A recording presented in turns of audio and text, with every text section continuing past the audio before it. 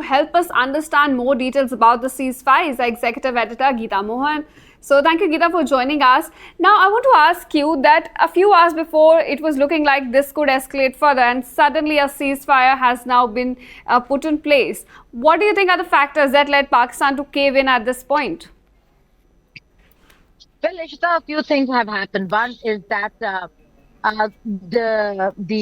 government over here says that don't consider this a ceasefire. Ceasefire requires Okay. an agreement. It's not a ceasefire agreement between India and Pakistan. It's a mutual understanding that the two countries have come to. Now, how did they arrive at this mutual understanding to pause?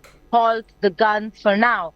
A lot of conversations took place. India is very clear. It was not mediation that was required. It was a one-sided decision by Pakistan because the ball was in Pakistan court that they needed to stop firing, stop retaliating. India responded to Pulwama and hit terror targets. What was Pakistan? What was Asim Munir doing? Now, a few things have happened. Minister of State for Foreign Affairs of Saudi Arabia was here. It was Okay. an unscheduled visit, and then he went to Pakistan. In the meeting with Pakistan, Asim Munir was also sitting. So, Saudi Arabia, a very important partner of India, of Pakistan, and certainly a strategic partner of the United States of America, very close to the Trump administration. Then you see calls taking place between Marco Rubio, the Secretary of State and National Security Advisor, with his Indian counterpart, Dr. Jaishankar, and with his Pakistani counterpart, as also with the Prime Minister of Pakistan, Shehbaz Sharif, and Ishaq Dar. These conversations happened. But the clincher were not these conversations because it was not important whether if India wanted a ceasefire. India has always been saying, we of course wanted de-escalation, but it is not on us to de-escalate. It is on Pakistan. Yes. We were the ones who suffered a terror attack. So where did this entire decision, in all probability, if you see, according to my reading, the clincher was the conversation that the National Security Advisor and Secretary of State of the United States of America, Marco Rubio, had with Asim Munir, the Pakistani army chief. Okay. That was the call that decided on what needed to happen. And then, yes, of course, the DGMO of Pakistan called his Indian counterpart, and the decision was taken between the two countries. It is very clear over here that India and Pakistan had a conversation, decided on this entire matter, and then took the decision of a mutual understanding to hold the guns for now. India wants to see whether they can go forward or not with this, and whether Pakistan can hold true to the word and the understanding between the two countries. But the more important part over here is that the influence and the sway America held over Pakistan, and what is it that Rubio told Asim Munir to ensure that a decision on a ceasefire or a hold on the guns for now was taken.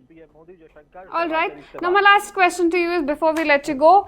S. Shankar has already said that India remains committed to its fight against terrorism. We've also seen, a little discrepancies between what US said and what New Delhi said. New Delhi said that there are not going to be discussions held on any other issue or at any other place.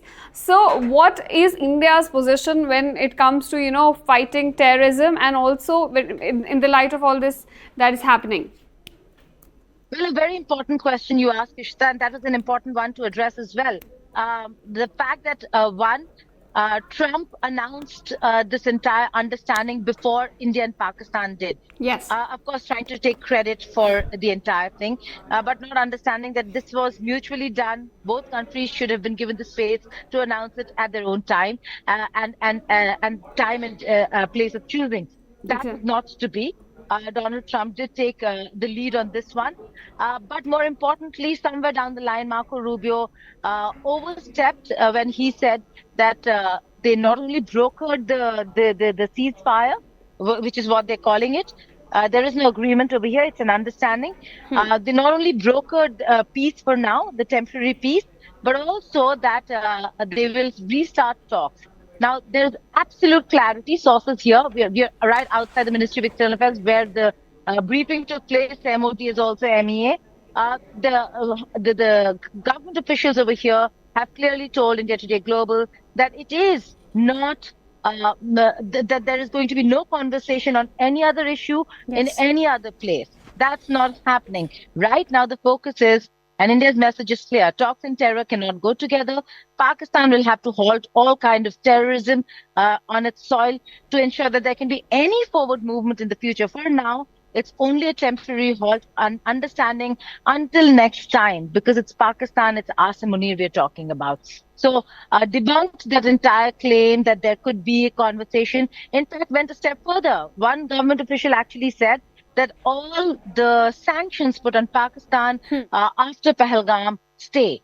Water, diplomatic, financial, all of them stay. Trade, the diplomatic missions, Indus Waters Treaty, nothing is going to be back on the table for now.